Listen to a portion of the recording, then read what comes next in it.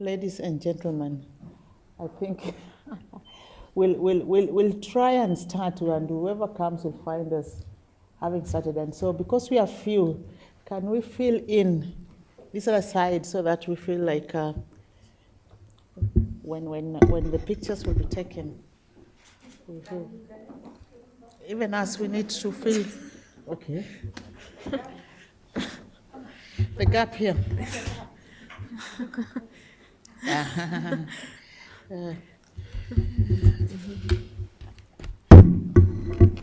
So this afternoon, okay, I am. Hi. How are you? We've broken up to one of the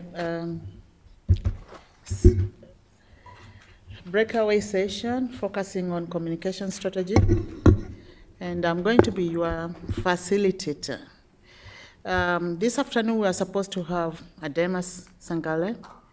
Adema is an accomplished woman leader, and when women leader were being mentioned, I was looking that her name be mentioned because she's one of those, I won't repeat her bio, but one of the leading thought leaders when it comes to marketing and repositioning women's issues within the corporate work, especially under Procter & Allen. And she'll be talking to us about her experience in sharing generation tactics. Colleen Lomona was supposed to have spoken to us, I just left, but she left me her paper. And then we'll have Samantha Mackenzie, who's going to bring us the new media and new way of doing things.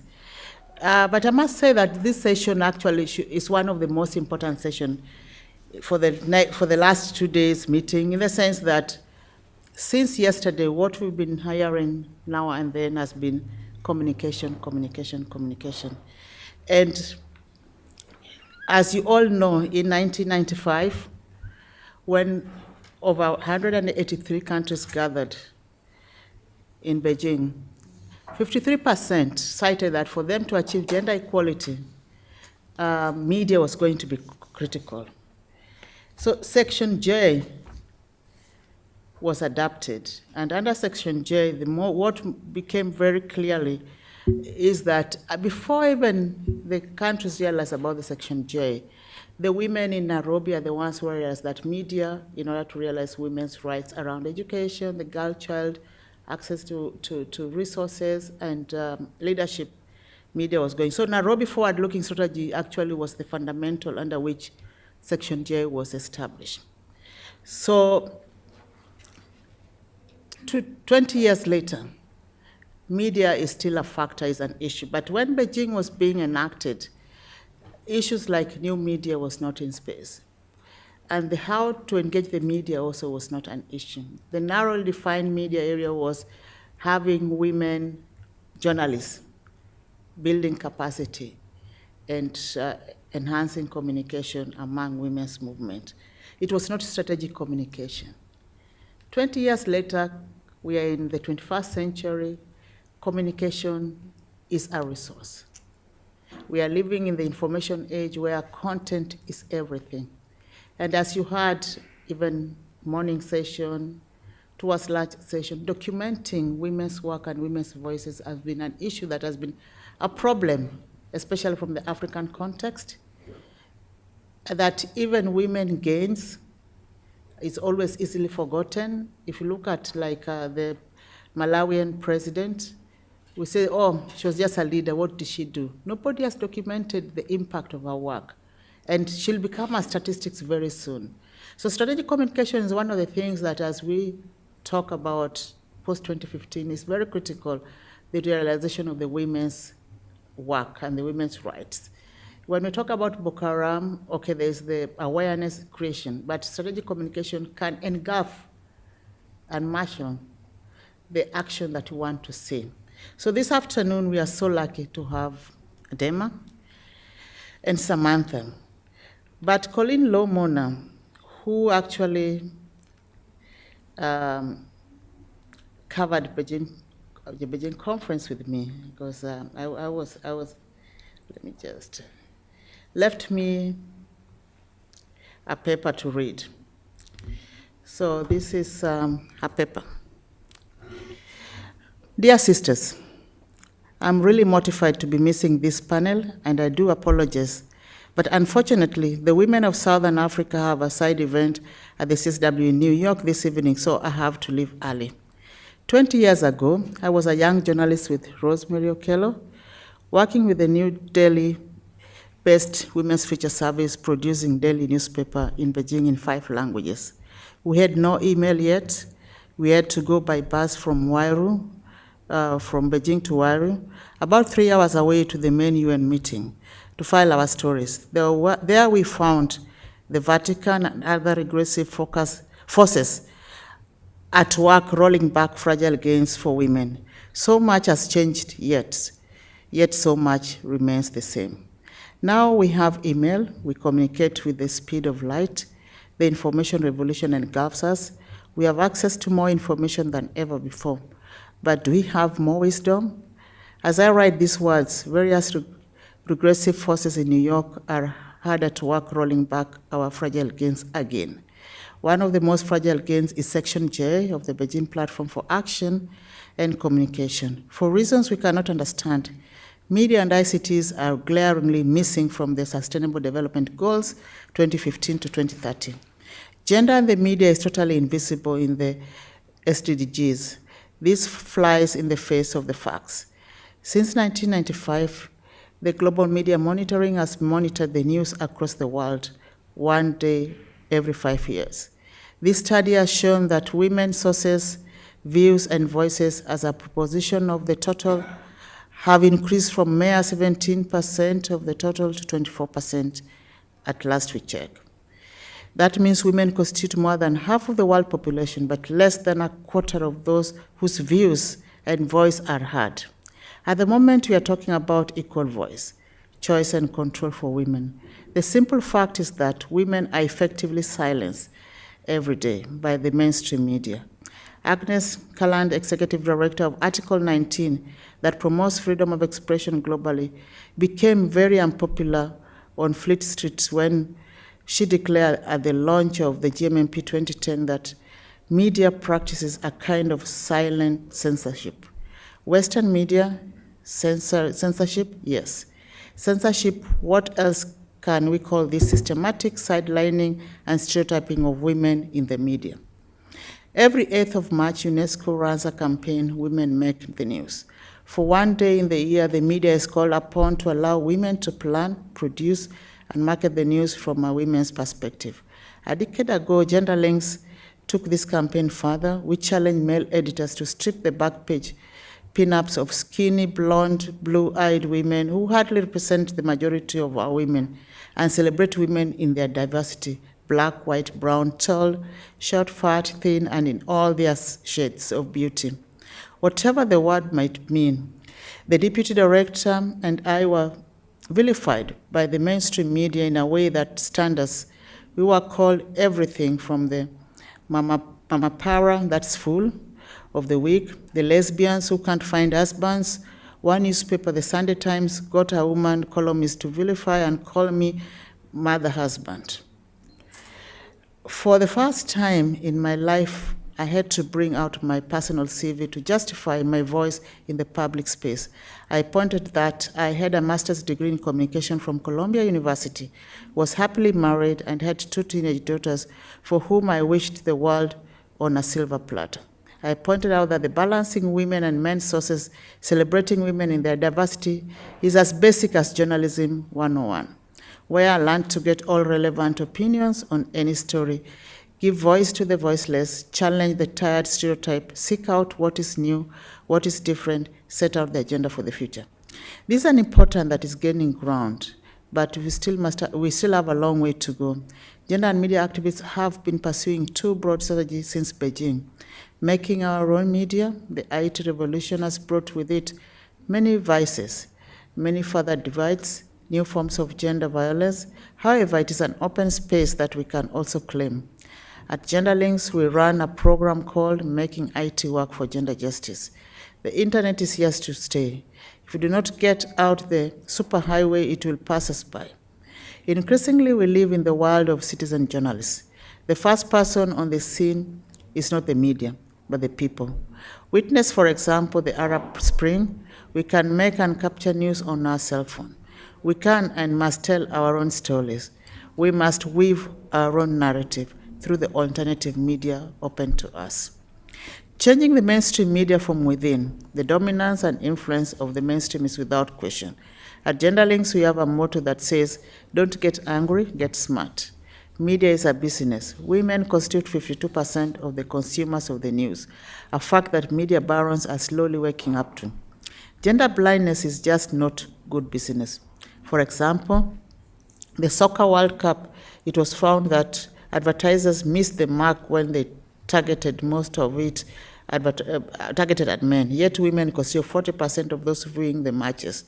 We know from our work within 100 media institutions across Southern Africa that have elected to become centers of excellence for gender in the media, that developing gender policies, working with the media barons and leaders, training journalists, taking off the gender blinkers can result in change. We also know that media houses that have chosen to recognize the existence of women in and through the media have reaped the benefits that come with any kind of gender responsiveness.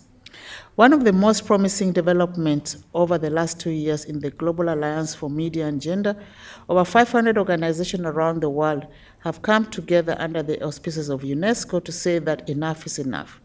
These include media training institutions, journalist unions, Women Media Federation, research and advocacy institutions, GL country chairs, the Global Alliance for Gender and Media, which has powerful hands and feet in all continents of the world. We have side events during this year's CSW, and our deliberation here will be taken to the Secretary General to ensure that Section J become another factor post-2015. Ladies and gentlemen, as GAMAC, we are demanding that media and ICT and their gender dimension be reflected in proposition to their significance in the SDGs. We are demanding nothing less than a revolution to make sure that women and girls are equally heard and seen in the media, treated equally and with dignity and accorded the same ethical standards as anyone else. Until this happens, our dreams of a world in which women and men, boys and girls can realize their full potential in both their public and private lives will just remain a pipe dream. With that, ladies and gentlemen, I'd like to again, that's Colleen Lomona, who was not able to be with us this afternoon. She's giving perspective as one who who actually covered Beijing, has over the years developed models, frameworks, training, curriculums for engendering the media, both within Africa and outside Africa. And I've seen different contexts and tactics being used. And I felt that I needed to read that to anchor and ground the discussion as I call upon Adema to just take us through about sharing generation tactics for effective media and communication engagement. Welcome.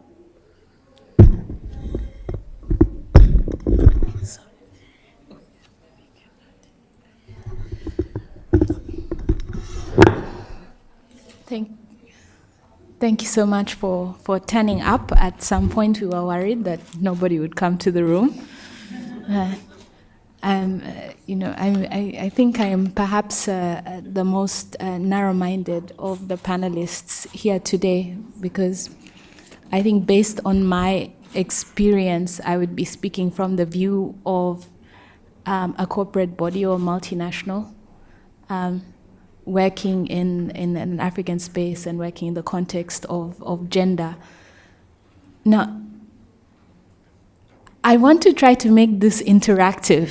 So if you don't mind, I sort of, try to initiate some type of roundtable discussion and ask some input from yourselves. So just put yourselves for a minute in the seat of, imagine you're in the boardroom of a corporation. Can you, and I don't know, perhaps let me just start by, how many people have actually, been a decision maker or worked in a private sector type of environment with engagement with the media? A show of hands. Okay, brilliant. So I think the importance basically of corporations as relates to the media is that they are the buyers of advertising space and revenue, which essentially means that for the media, in order to keep going, that they are a very, very important stakeholder in determining their profits and revenues. I wanted just to call attention perhaps to, I think, two key words when we look at the topic today. So the topic is sharing generational tactics for effective media and communications engagement. And I wanted just to ask you, I mean, from the view of a consumer goods company, what do you think the term generation means? What sort of demographics are we talking about? Anyone? I think your question is not clear. I think the question is like, when we talk generational, if you were a Coca-Cola executive, or let's say you're selling Always or Pampers, what type of target would you be looking at in the African context? Yes, age and gender. So you look at, female, household, the breadwinner of the household. So 25 to 40, I guess, would be the target age group on the product. So Yeah, I mean, I think you've sort of captured it. I mean, it's female. So males in many of the context of target demographics are not looked at. And that the reason for that primarily is because females are still, across the world, still the key influencers in terms of purchase decisions in the household. I think it starts pretty much from the age of 18, and there's a simple reason for that, because at 18 you can legally start buying things and earning income and being targeted. So it's base compliance. And in Africa, the cap would probably be around 40 or 45, as you mentioned, because those are typically the ages that between 18 and 45 that, women start to have a family, become therefore, large consumers within a household setting, etc. And that's what makes them relevant targets, or households relevant targets, and thereby females. The second thing that I just wanted to highlight is perhaps when we talk about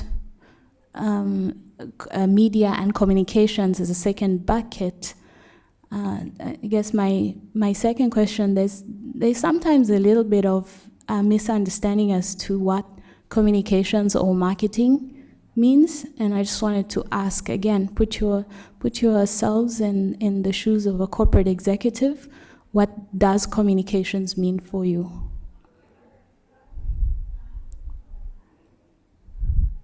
Yes? I think for me, if I was going to put myself in the position of a marketing executive in UK communication, I think it means money. That's what it means. If I'm going to look at issues around marketing, it's about money. And yet I think in Africa we don't do much in terms of brand research. So we just sort of have a one-size-fits-all kind of approach, and yet we could do more to try and understand what women really like and appreciate, and also try and get it from my perspective. I'll give an example of Pawns.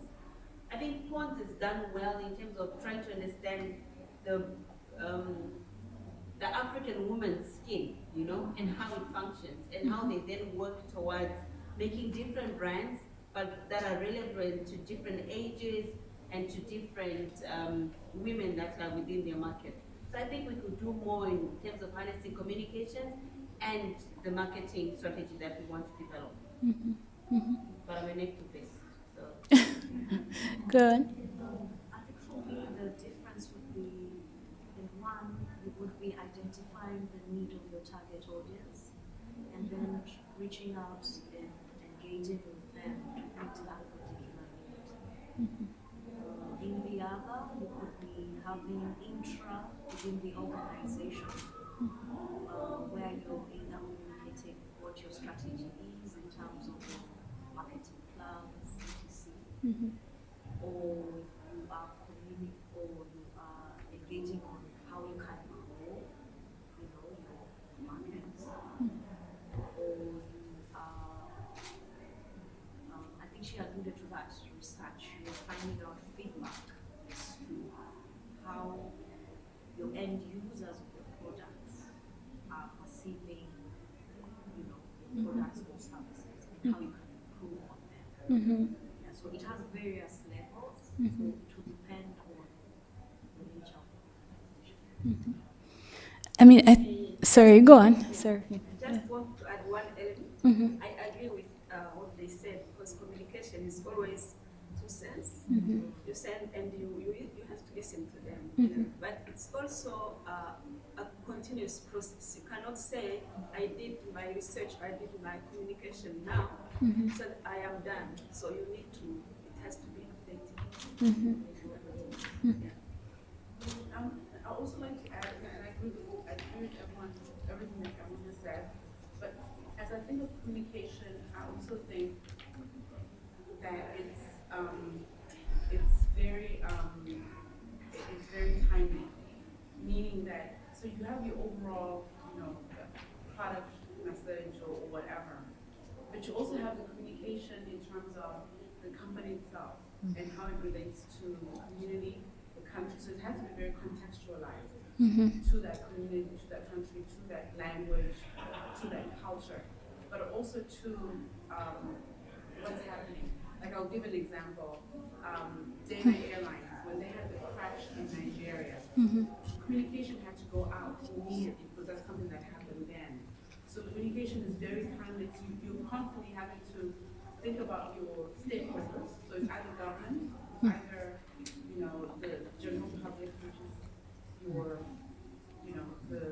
your consumers. You have legal, you have the international. So you have various people, and you communicate very differently.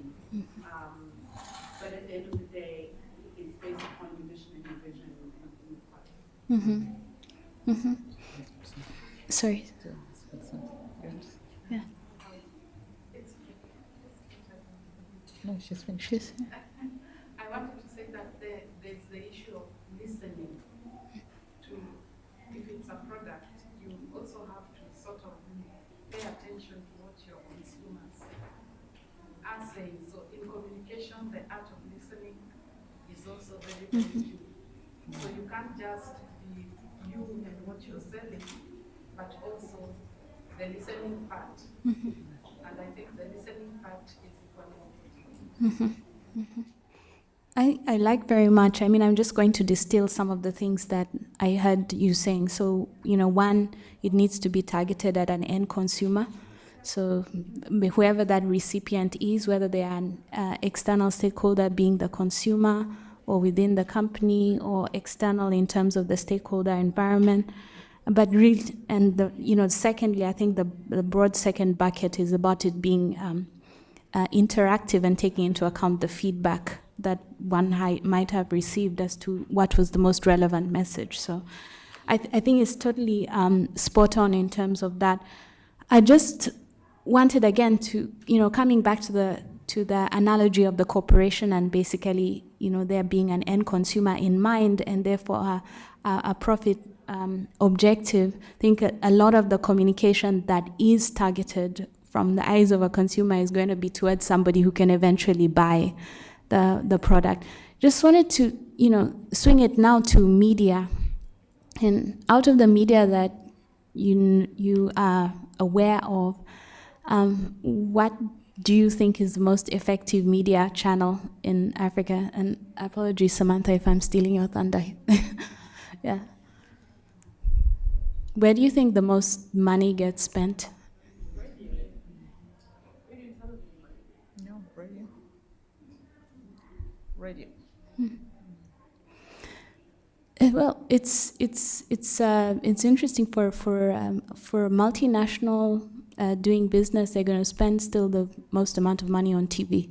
And that's pretty much all over the world for hundreds of years proven as the most effective form of raising awareness and of communication. I think to some extent now, radio has been decreasing in spending over the past sort of 16 years that I've been working in this space. But what is interesting is you see the rise of spending on things like social media. And that goes back to the relevance and timeliness and the interactive nature, almost on an instantaneous basis that you were referring to earlier. So what do you think? Did you ever buy a bottle of Coke that you didn't need because you saw an ad on TV, or a pad that you didn't need, or change your shampoo brand? How effective is all of this? Yeah. I actually think the product that I advertise, sometimes those adverts are sort of hidden in our subconscious. And when you walk into a shop, you think this is a familiar product. Yeah. And sometimes they don't even make an effort to adapt whatever product to perhaps say our skin, but they pretend to have done that and they make you believe it. And you actually get something because it's ingrained somewhere in your subconscious, and you just get it because you actually think whatever they've said is true. And I think in most instances it's actually maybe not true, you know? The way they advertise Coca-Cola, and yet we know at the back of our, if you read, you know what Coca-Cola, how unhealthy it is. But they make it, the pretend says less drinking and so refreshing. Yeah, so Yeah, I just wanted to add what you're saying, that the student Yoka's approach is like, but in communication tactics, if you put something more than 10 times, your subconscious actually ingrains it.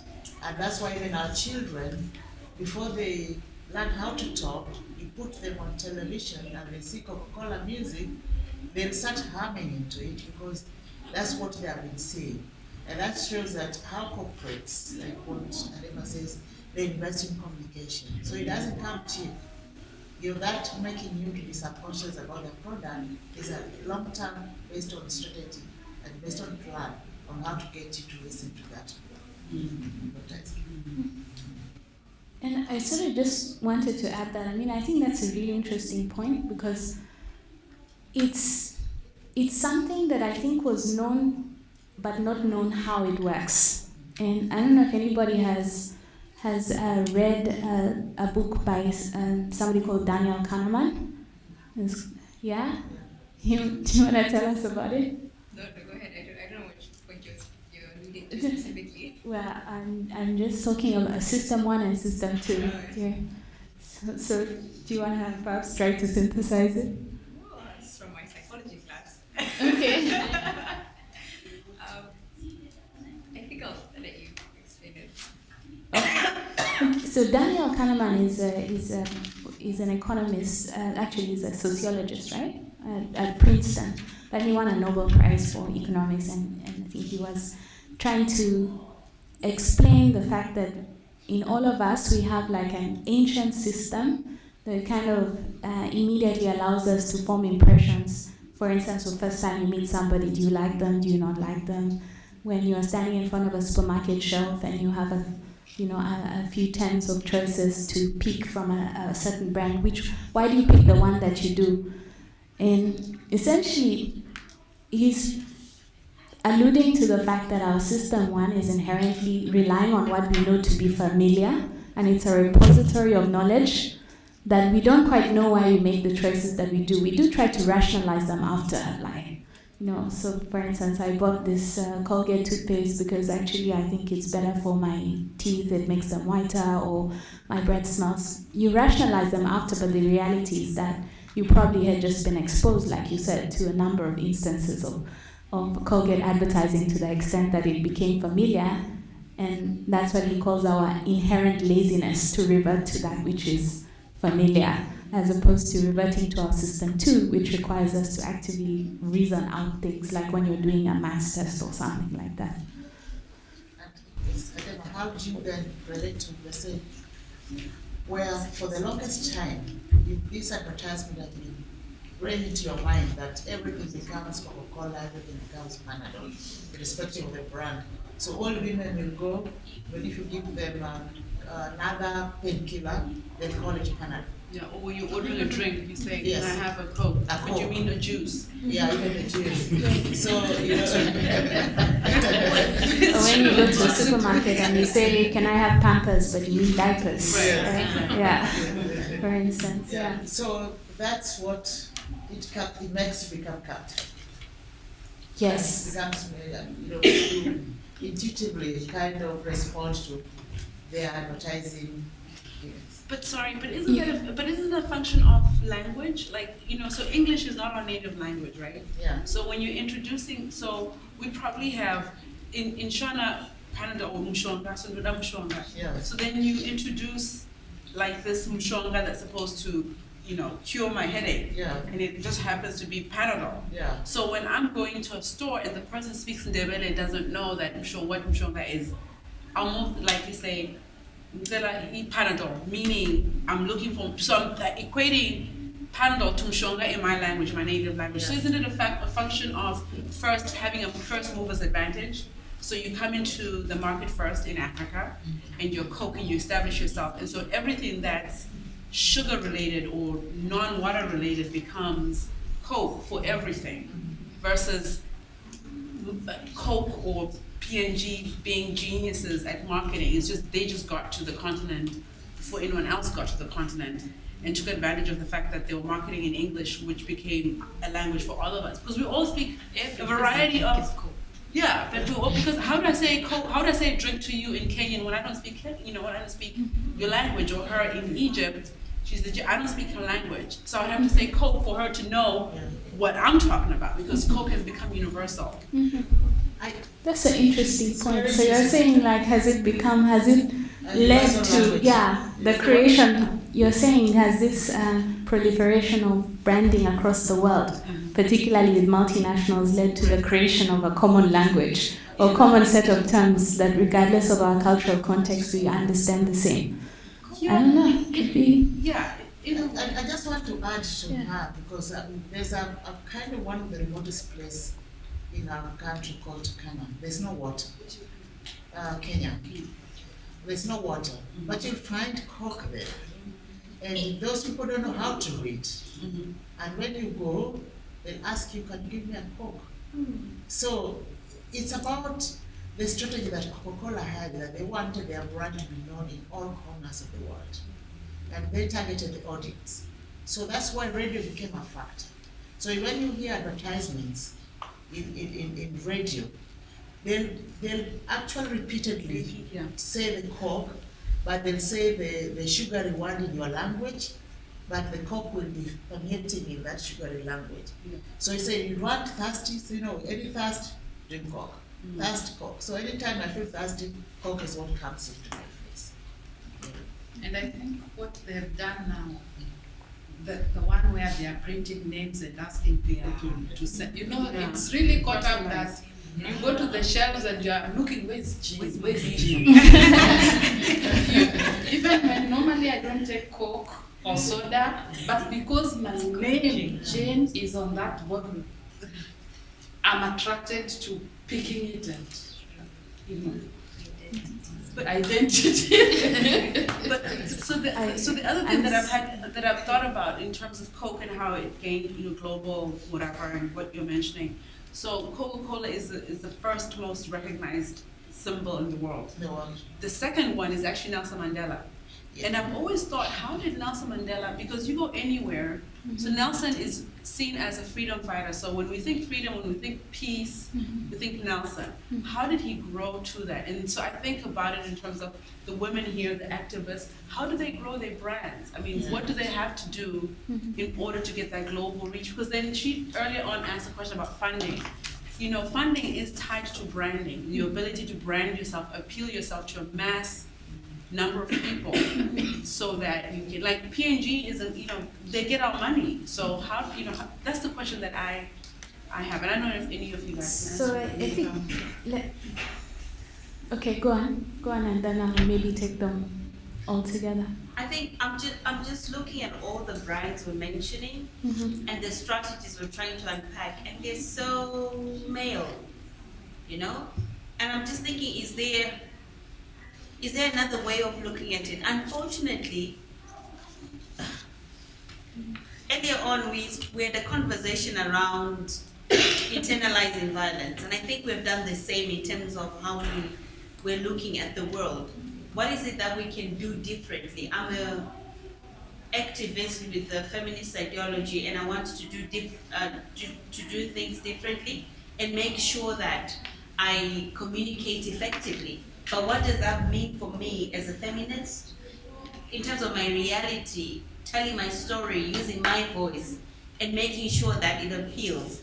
And we're trying to do that, and yet the funding for women's issues keeps dwindling. So is it that we're doing something wrong? Because my story in my voice is effective and strategic communication, and yet it's not working. So it goes back to a question around how we do it effectively, but also saying we should not get caught up in the trap of using the same narrative that the world is using that's really male and not useful for this feminist discourse. I just wanted to say something about, I don't know the answer to your question, but I can offer some thoughts.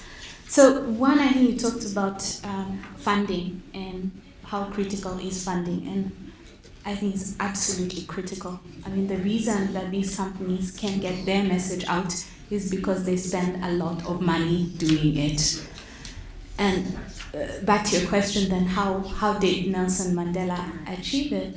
I think the reality is that if the media houses or the media owners want to give you airtime, which generally costs money, which is how they pay their bills, which is people pay them for airtime to use their channel in terms of advertising revenues, then you can get the same effect. But they have to feel that your story is compelling enough to carry it without an invoice attached to it and consistently.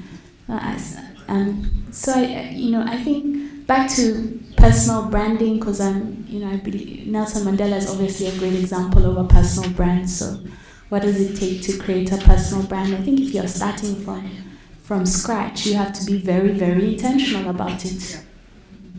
I think I can answer the question.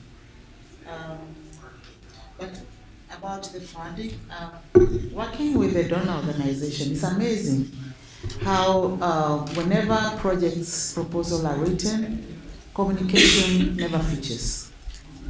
There's always money for workshop, money for trips, money for awareness. Awareness creation become like any other. And yet you want to brand your work.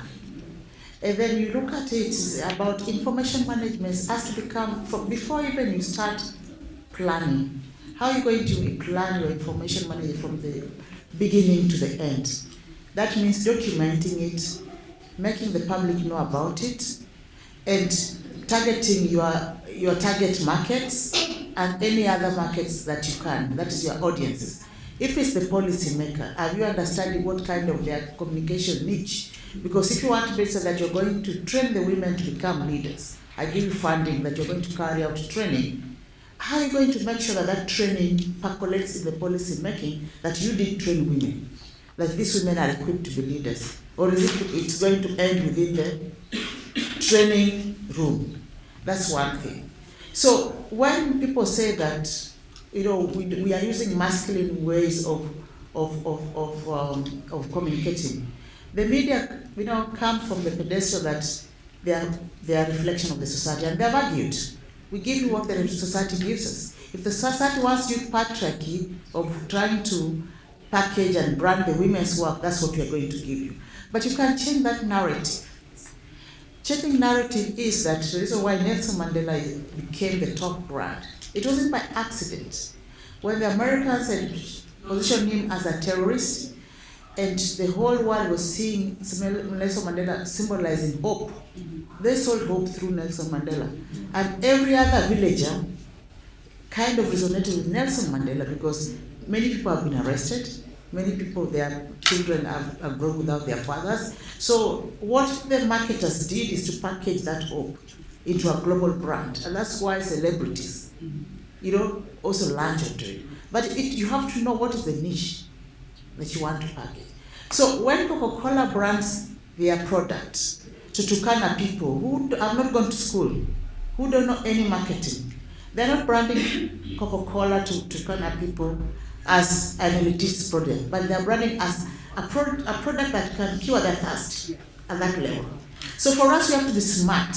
How do we package and brand our feminist action to be appealing to the general audience and the general public? And that's why communication strategy comes. Yes. Sorry. Yes. Thank you so much. I like your insight, and I like the fact that you took it back to Nelson Mandela's brand, but not, that brand is not purely popular because of the African way of packaging it. Mm-hmm. And I guess that's where my uneasiness rests. And I'm just trying to think that even with the women's narrative in terms of how can we engage media houses, because I think the discussion yesterday was around it's a man's world, and I don't want to say that, but the reality is that we're falling trap of that narrative. And I think as feminists in this space, we also need to look at how we can create our own independent ways of communicating that is sexy to us, because this is our story and it should be in our voice. So how do we get to the point of saying to hell with the usual narrative? And I think I had this discussion around even Forbes today, to say her hands are tied, she loves women, she wants to do this, but this is business. How do I then make it anything else outside business? So I'm just throwing it out there, not that I need a response, but I guess as a way of us to begin to think through it and see how we can develop alternative feminist knowledge management systems that are healthy for us as the women who live this reality. I think, you took on because.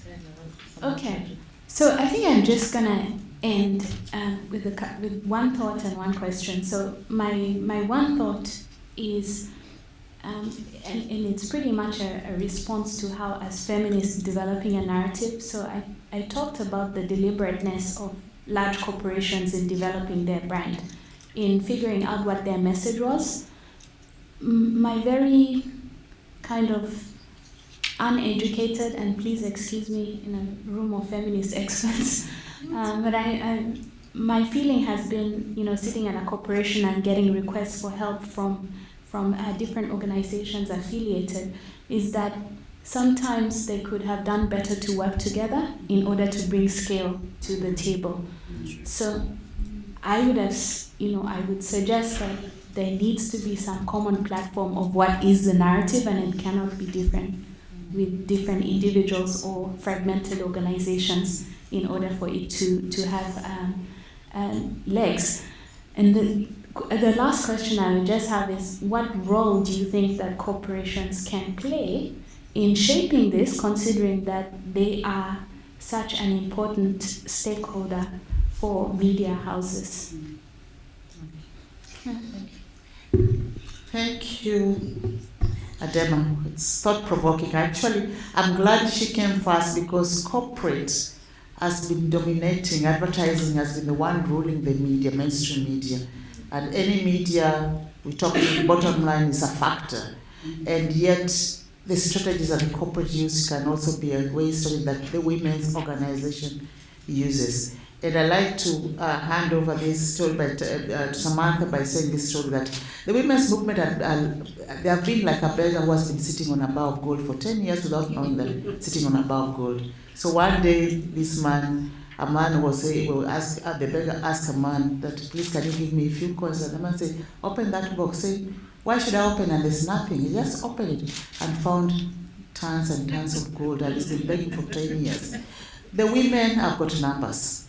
All the media their communication, their actually awareness has been consumering the media, has been targeting the young women and the women. If you look at it, all the media strategies around the world, their target audience are women and the young women. Why? Because you are the consumer, highest consumer, or because we are the people who buy, we are the people who watch TV, we are the people who are mothers. And even the products that Dema and the co-produce target the women. So if we can use the numbers to our advantage and awareness, we can be able to changing the media narrative. Some of us worked in the media houses when it was so male-dominated. Me and Jane, I think I was instrumental in starting the women's page and the Nation Media Group, the children's page. But later on, we changed the internal narrative when we realized that when we come in and within the media houses, first of all, you are switched to the features desk. We ask why. Why can't we go to court reporting, parliamentary reporting, business reporting? All those are the boys' club. And within our Kenyan newsroom, there used to be a club called Shanchik. Them days in the early 80s, 90s, it was a boys' club. So if you did drink with them, you didn't know any stories. But we formed networks. There are people who mentored us. The senior media women mentored us and formed networks. That made us publish books on how women could report parliament, could report courts, because these are the areas in which women's life were being dictated, were being ruled. And these are the wages which only men could go and report those days. As women, were in the features. You just go and write a feature. And then when you come with the International Women's Story, again, women's story. So, but we had got courage and started saying, look, why are you saying again women's story? Are they not your audience? Yeah, but those are women's stories. Put them in the women's page. Say no.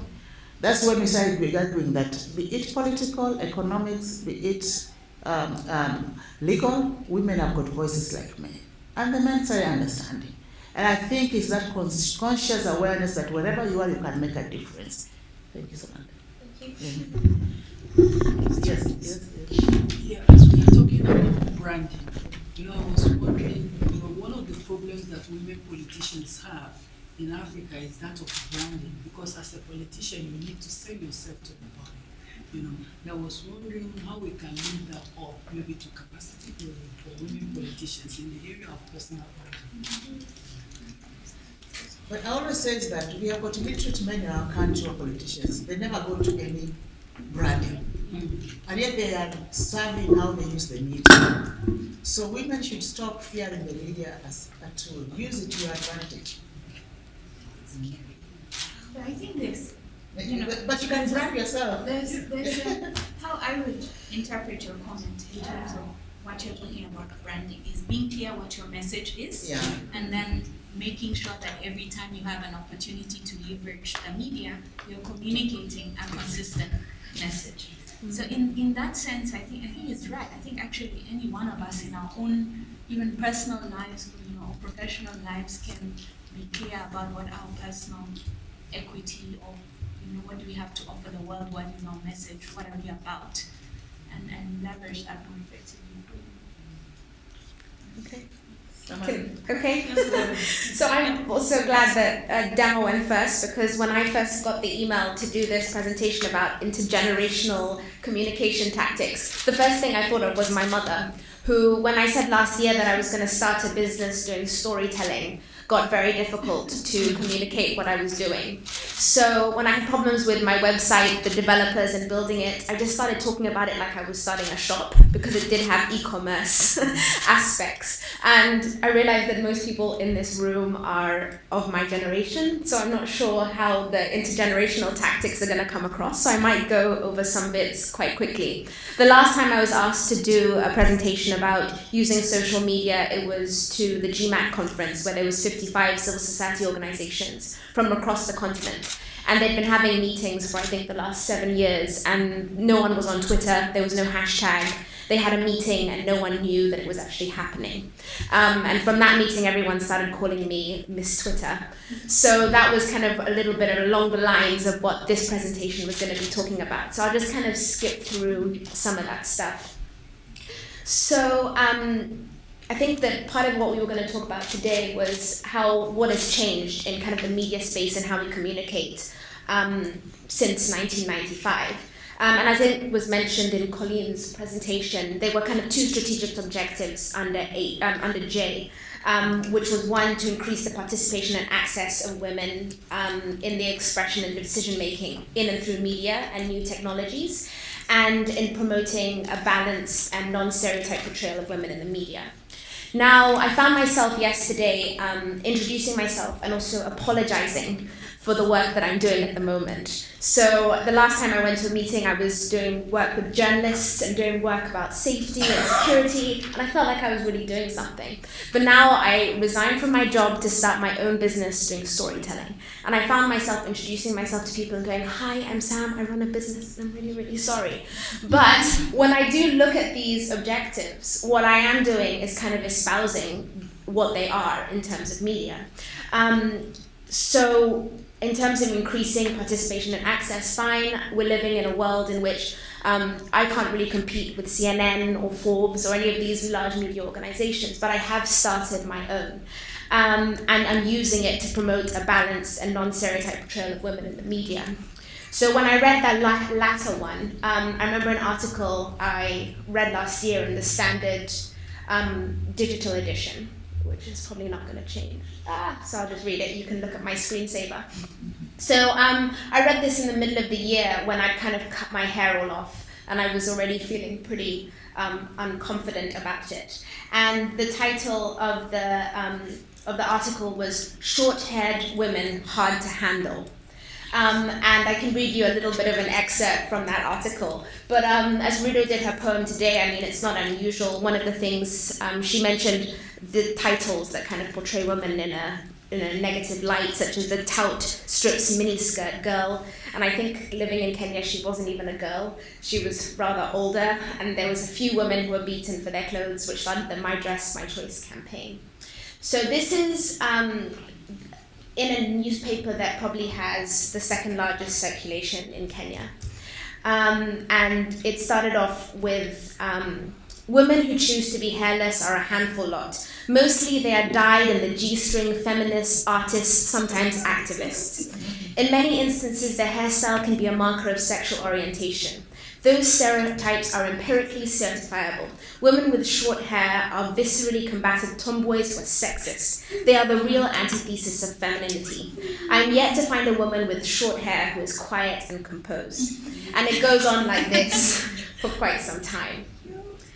So, as I move on to my presentation, I just thought that was an interesting interlude into how little has changed when they made that statement about promoting a balanced and non-stereotype portrayal of women in the media. So in 20 years, very little has changed. But what has changed, and for some reason now my technology will not work, and my presentation will not come back. No. Yes. So as you can see from these statistics, and I won't mention them because actually they were mentioned in Colleen's presentation, the visibility has only increased from 17% to 24%. So it's a very small percentage but that was just short of 20 years. But what has changed? One, we've got connected. And I'm not the most technical person in the world, but all of these cables mean that we're getting more connected across the African continent. And as you can see, we're incredibly interconnected.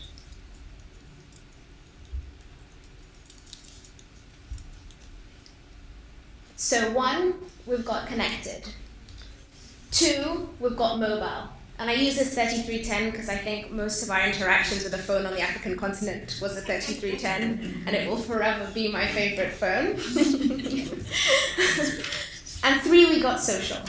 In 1995, there wasn't any of these, these social platforms, and now they are an integrated part of our daily lives. So that means that we now have more power and more platforms. So what does this mean for us, and in terms of how we can leverage them? So I kind of looked at these three areas, being connected, being mobile, and being social, as what our biggest power is. So even though things in mainstream media haven't changed so much in the last 20 years, and in part, because they're big businesses, and they're businesses that are run by men, and they're businesses that need to make money. So they have to sell stories, well, they don't have to, but they do publish stories about how short-haired women are difficult to deal with. So I started a website called maridadi.co, which is Swahili for short, not short and beautiful, no, which is Swahili for like intricate and beautiful. And so on my website, which now won't be projected, I basically tell stories that I would like to read. So I think that's what we were talking about. So I think it all starts with us taking the leap in terms of things we would like to talk about and things we would like to read and how we would like to be portrayed. So even though the business model, if you may, for the website is to sell products by local designers, most of whom are actually young women running their own businesses, it also gives me an opportunity to sell a product with a necklace with a woman who looks like me, who had short curly hair and an afro and isn't considered sometimes beautiful because why don't I have straight hair with relaxer? You know, it's very simple things like that. You can write articles. I wrote an article called Feminist Fabric about a lady who has created material based on images of women carrying buckets on their heads and how their bodies change over time, having to carry all these things. So for one person, it could just be a piece of clothing or an article of fabric, but by taking up those stories and writing them yourselves, you're able to do one small part in terms of changing that narrative. Now, it's not easy.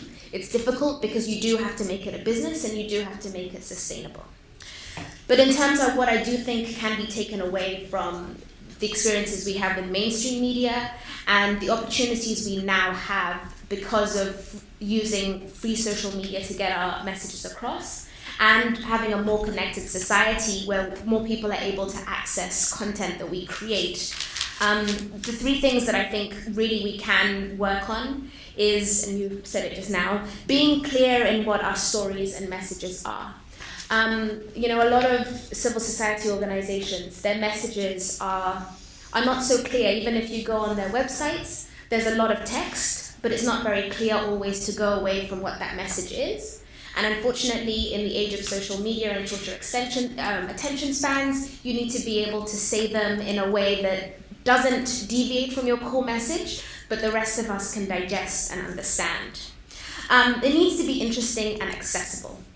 And so when I was coming in at the airport, the guy with a Boston accent, which I kind of just thought was only in the movies, but he really spoke like that. He asked me what I was doing and how long I would be here. And I was like, oh yes, so I'm here for a roundtable discussion on the role of African women in the post-2015 development and the plus 20 Beijing review process. And he looked at me and he was like, will 2 weeks be enough? So I mean, these are obviously things we deal with on a daily basis, and the work we do is incredibly interesting, but we need to find a way to make it interesting.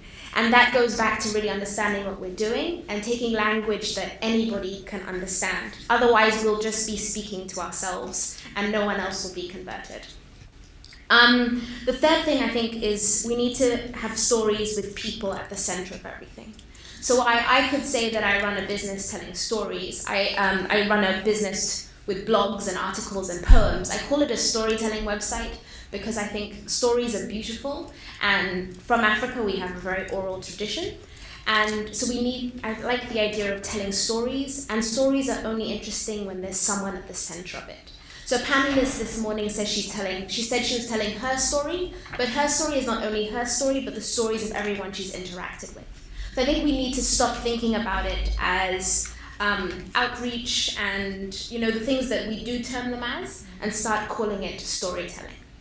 And then make those stories interesting in the stories that we ourselves would like to read. So just to recap, it's, I think, being clear in what the stories and messages are, being interesting and accessible, and having stories with people at the center. Thank you. Wow. Very good. Storytelling is the way to go. And it's so unfortunate that who started the storytelling within the African context? Who are the storytellers? So it's the very thing that we do that we need to leverage to using tools, mediums, like mobile, social, the mainstream, among others. So I offer the floor for further discussion, clarification, and even questions. Yeah, I like what Samantha, that's a brilliant presentation, and I like what you said that you're getting more social. But sometimes I feel we're at loss because if you're talking about women getting more social, how many women are digitally enabled?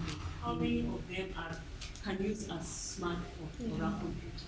So I think that's also one of the areas that you also need to look at as we discuss more about communication and strategic communication. Yeah. No, and it's a good point. I mean, I think the statistic is that there's almost 80% mobile penetration in Africa, but women are 23% less likely to own a phone, and they're more likely to own a second-hand phone that probably isn't a smartphone.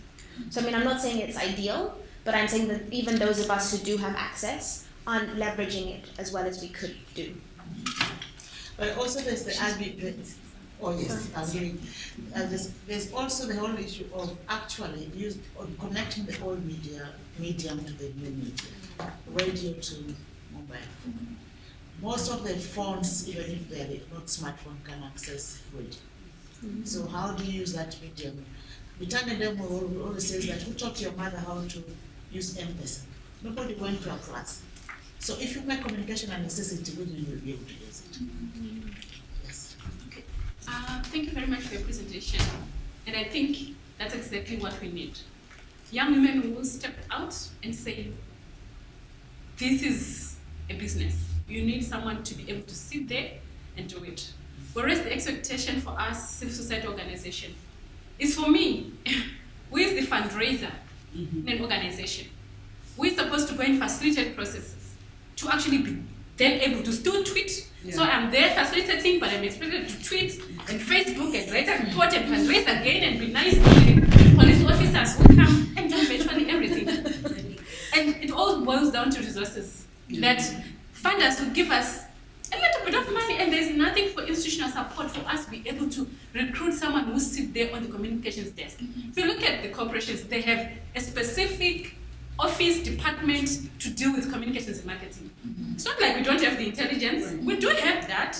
I want to go on Twitter, on Pinterest, I want to take photos. But I can't be everywhere. Whereas we're expected to do everything and be medical and still be able to work with the grassroots women and find ourselves in the same room as the parliamentarians and still be twittering around.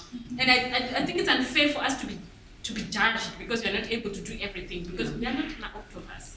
We can't do everything. So if the funders are here, I think it's something to consider. If we want our organizations to communicate well, and give us the resources so that we recruit communications people with good capacities, so that we have people who are doing that on 100% basis, and we will compete with Coca-Cola. We will actually outdo Coca-Cola. People will forget Coca-Cola. They'll be singing our songs. Oh yeah. I just can I say something real quick? Yes. And I do have a question for you, Adima. Samantha, great presentation. I really like what you said, and I think what the core message to what you were saying is, Samantha said, be interesting and be accessible. And I think that sometimes our stories are not that interesting. Yeah. You know, I'm pitching constantly story ideas to my editors, and we're talking about, so, you know, you think, what's the name? You know, I was thinking about this conference and thinking, if Kim Kardashian was to be like a keynote speaker, like every single media house would be here. Yeah. So we sometimes have to think outside the box and think, okay, how do we make it you know, men are very simple, and sometimes you just have to use the most simple things just to get them very interested. I'm just using them as an example. But to your point in terms of recruiting kids, I have a website, farigtoday.com, and really how I grew it is I appealed to the kids in South Africa and to Zimbabwe, and I said, listen, you can write for me. One, you get experience, I'll mentor you, but two, I give them access to South Africa Media Week or to the music festivals or whatever concert is going on, I get them access to that. And they really like that. So you've got to think about them and that age group, what do they like? And then offer that in exchange to them tweeting for you, in exchange for them doing your social media. Because there has to be an exchange. and we have to be smart. And I think that's what Adima said, was what Samantha said. We have to be smart. I mean, you might not have the funds, but think outside of the box. I never had the funds to build my website, but I ended up at Forbes. So now I tell them that you can blog your way up to Forbes. You know, so you have to sell them on your mission and your vision. You've got to become the very person that they aspire to be. You know, so you being here in America, you've got to aspire that, listen, work with me and I'll take you where I'm going. So you also kind of have to play that role as well, where you kind of, you know, selling them on you, the brand, and you have to become that brand. But my question for Adima goes back to corporations. So you work for P&G, I was reading your bio. And I'm interested in knowing from you, as an African woman, having worked with a Fortune 500 company, what are the lessons learned that you can teach us, or you can impart to us, saying this is what has worked, that's regardless of gender, that you can implement so that it takes your brand to the next level or your organization to the next level.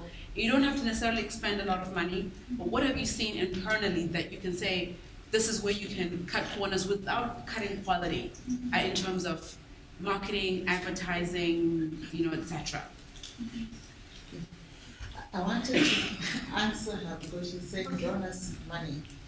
You know, money is not the answer of everything. Strategy is the answer of everything. Many times communication, you don't even require a single data. Having been on the media side and now the donor side, the media people actually every single day crack their head to get that information. If you are training rural community, women in a rural place, that place there's what we call the correspondents, there are the radios. Do you even know them? Because every morning there's what we call editorial meeting. They'll ask what is happening in that part of the country. And if you're friends with the media and you've done your press releases and you know how the media works, many times they'll prioritize your events because they're looking for news from that direction. And then the media will be able to capture it. Sometimes they capture wrongly because they don't know where it's coming from. But then use that to make them understand your work. They always reach out to you. That's another way in which, but also, when you want to come for donors, for one of the things money donors do before they give you money is your strategic plan as an organization. Does that include communication in that? Yeah? So that when I tell you take 20% for organization growth, how much of that 20% can you put even 5% for communication? To grow your organization plan from a communication point of view. So those are the main things that you need to say, that we have to be strategic and smart, how we want to reposition ourselves. That there are ones who can get free, but the ones who can input within the proposal. So if you can't get 3 proposals where 20% for organizations of growth, you have 15% of it to do communication. Then you can prioritize what kind of communication do you want to do. Is it information management within the organization to document your work so that you can brand it to your target audience, but also to be able to showcase to the media when they want extra information that when we train the women in this part of the world, malaria went down. Yeah? So that they start quoting you.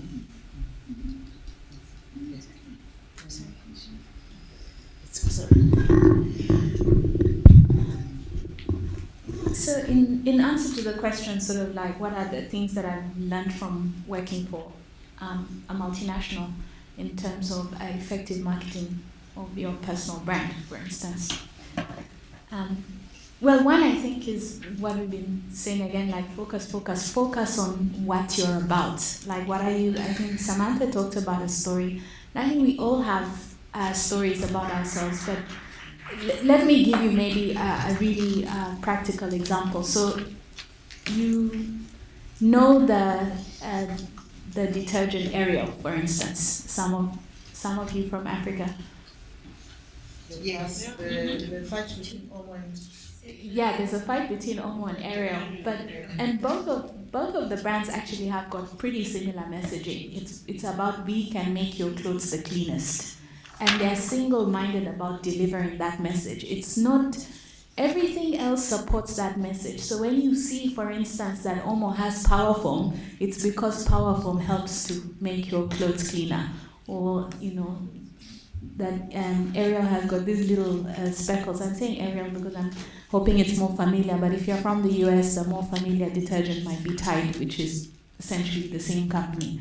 but extremely, extremely clear. And think about writing it down for yourself. So I've worked with, for instance, with a number of celebrities through PNG, and one of the things that we do with them when they engage with us as a company is we sit down and say, what are your brand values? And then link them, we write them down, and how does that correlate with whatever brand we have? The second thing I would say is, who's your message intended for? So one is knowing your message, but you've got to link that to then, is it correlated to who I actually want to reach? Because it might be phrased in a different way or articulated differently depending on who your audience is. So far, two really low-cost, effective, simple solutions. But the third thing I'll say is that I think that, and this is back to Samantha's point, that social media has very much leveled the playing field in terms of getting your message out without necessarily spending the big bucks.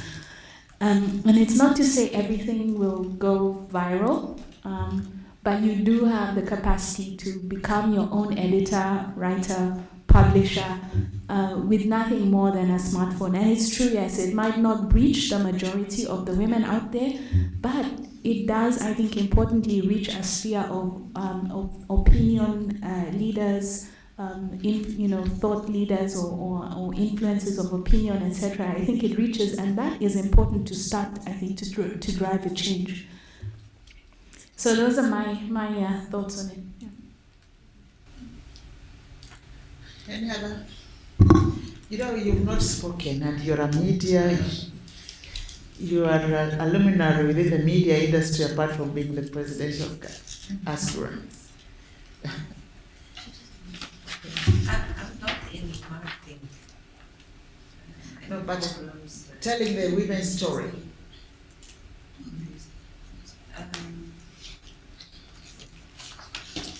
I can talk about social media. Mm-hmm. Social media is very important, but at the same time, in a political way, it's too dangerous. You can create news, not transfer news. I think we must be very careful in reading the news through the social media. And in the last 4 years, I discovered that sometime I was in some incident and I saw it from my point of view. And after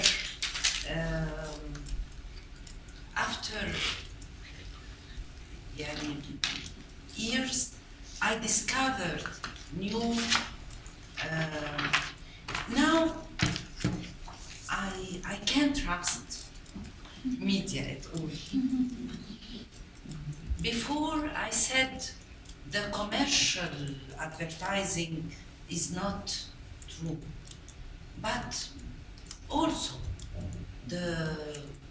I am a news anchor, but I can't trust, and I don't know. Sometimes I said it's a reality or virtual, and sometimes virtual become more effective than reality. Yeah, I think you're right. And you can either magnify good things or magnify things that you don't want. But it magnifies that. But everything, in my point of view, we can say it's good or no. In the same time, the sun gives us energy, but it can burn our skin. The influence of news is good to know, but in the same time, we find ourselves in a lake of news, and that's very dangerous. I think for me that like sort of brings up another important point. So we talked about storytelling, for instance, back to what Samantha, and maybe you have a comment on this. And one of the things that is very difficult for many people to do is like it's easy to go out with the organizational message, but tying it back to yourself as an individual and telling your personal story, and with the risk of exactly what you talked about, exposing yourself, becomes difficult to go past. I don't know, Samantha, maybe you have some comment on that, how to... Yeah, well, I mean, as you were speaking, the one thing I did think about, and I think some large corporates have been burned by this, as well as large media houses, is that social media is seen as the purview of the young. And so you have, and they do understand it and they do use it in their own personal capacity. But then whoever's the intern in the office is told, hey, you're in charge of social media and tweeting, but they don't understand that that is probably the face of your organization that people see first, or the only face of your organization that people see. And so I think it is a double-edged sword in that it can destroy you, but it can also amplify your message. And I think in civil society organizations that are resource-strapped, in more likelihood it will be the intern or the volunteer who's put in charge of social media. And I always say that I think actually the most senior person in your organization should be the one doing your social media, because they understand the message, they probably understand how to articulate it well, they understand the nuances. Because a lot of us, with dealing with, in women's rights works, for example, with ISIS Wiki and the work that they do, it's incredibly sensitive. It's, even if they are telling stories, they're telling stories of women who have been raped, who have gone through, extraordinarily horrible things in conflict. And those stories need to come out. But how do they come out? In a way that tells stories of people with dignity and with pride. So, I don't know, it's not a matter of just communicating the story. I feel so much more thought needs to go into what story are we telling, what personal stories are we telling, and what are we telling them for? So much of social media is to shock, but we can't just shock. You have to have impact. And so that's why I really feel, I'm always the youngest person and I'm asked to speak about social media.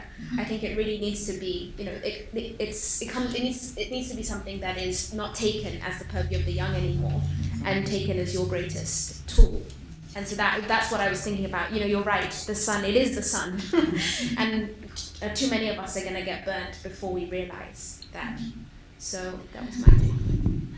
But I think like the sun, which you say you need to have protective creams. When we appear in the media, in the social world, as a leader, they say the first impression lasts.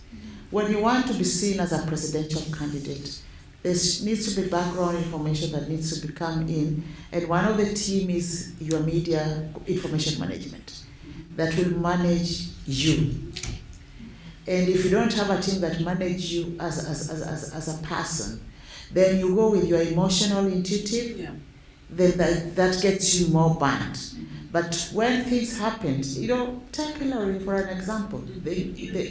Social media helps me a lot because it's consume a lot of money to make an ad in the television. It's very expensive, but to publish a picture in the university here in Harvard through Facebook and Twitter, it's very important. And now all the media, the newspaper and the TV, local TV, private, they use the social media, not only pictures, but and now we have with the smartphone, we can make videos very easy. We don't need a professional camera, and we can edit here and make some Photoshop.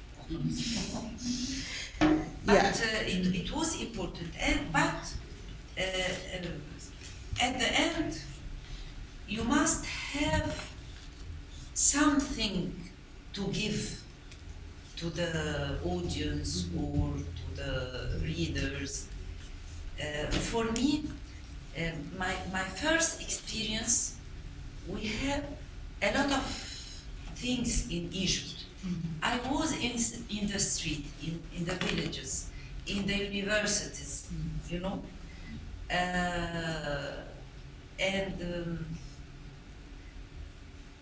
and social media sure help you when the government try to block the media in your face. Yeah.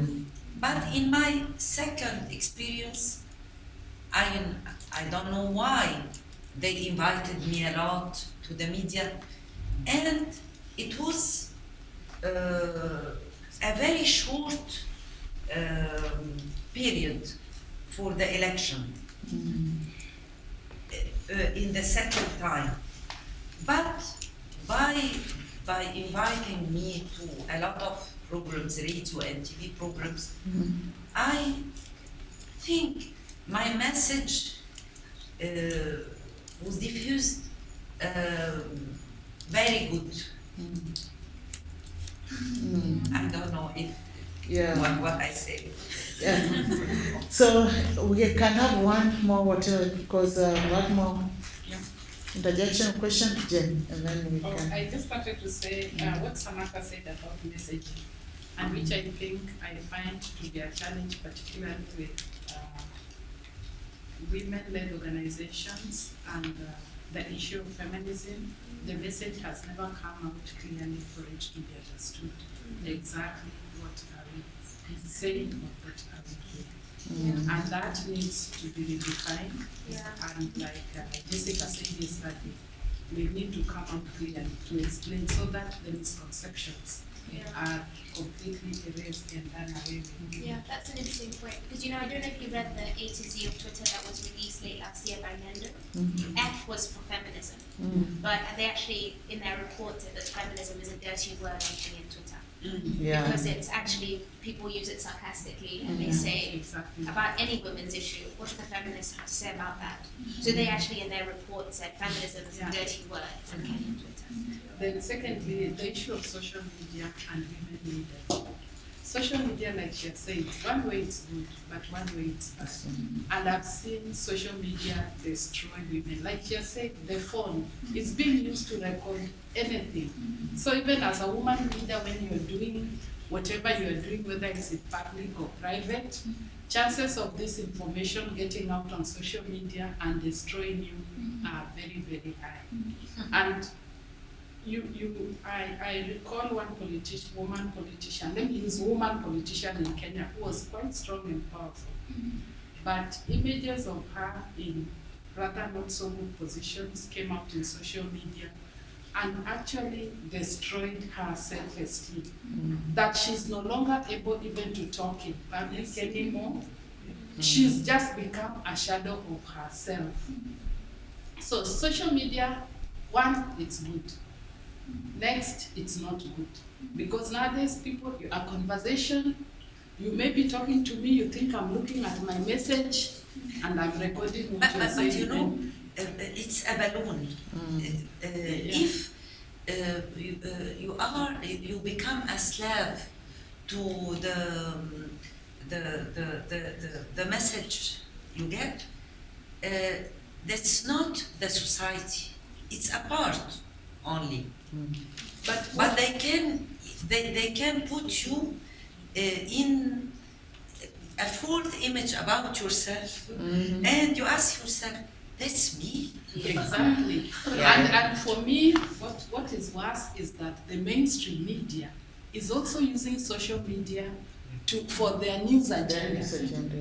You see, so then if the mainstream media is also on social media, say, oh, she was on the internet, she was on, to drive their news agenda, then it puts you between a rock and a hard place. You wonder so we need to end. The only last thing though, would say, and insisting, because I think it's an important point, because I have struggled with it also as a corporation, trying to understand the rise of social media and its importance in media.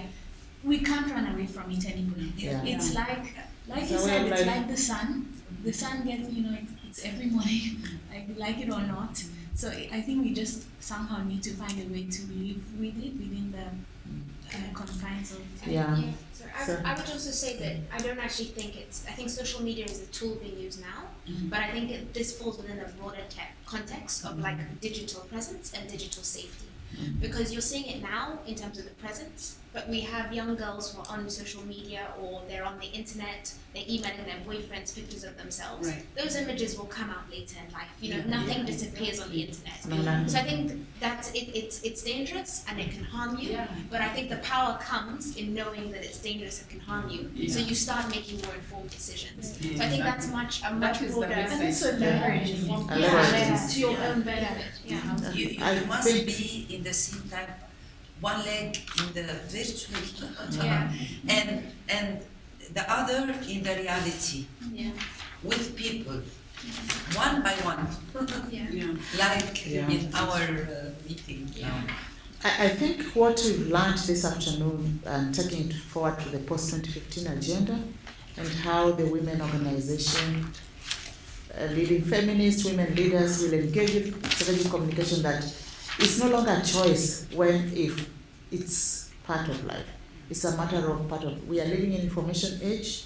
That strategic communication is central to everything that we do on a daily basis.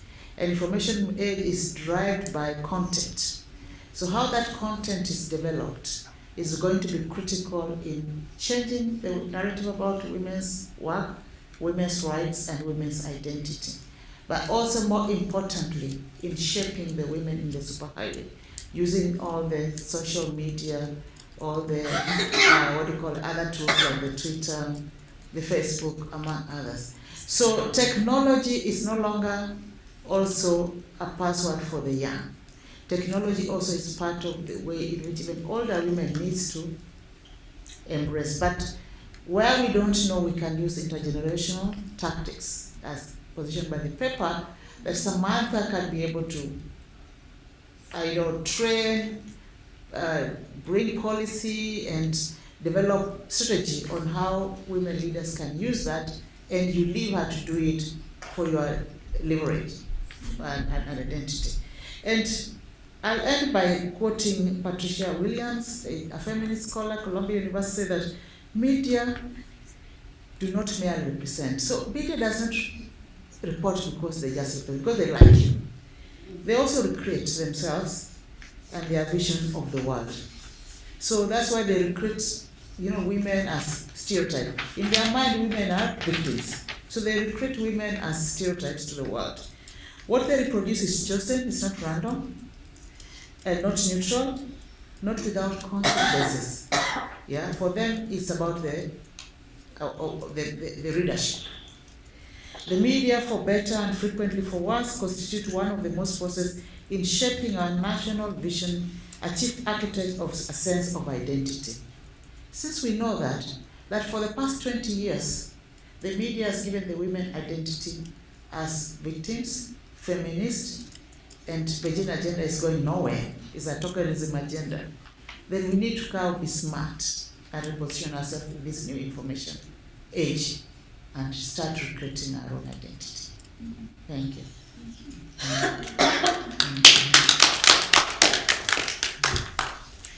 So we head to the other. We've actually ended right on time. We are 8 minutes early to break for coffee. Then we can join the rest of the team for the final, while we are weaving the narrative, which fits into what we just discussed. Thank you for being part of our session. I hope you enjoyed.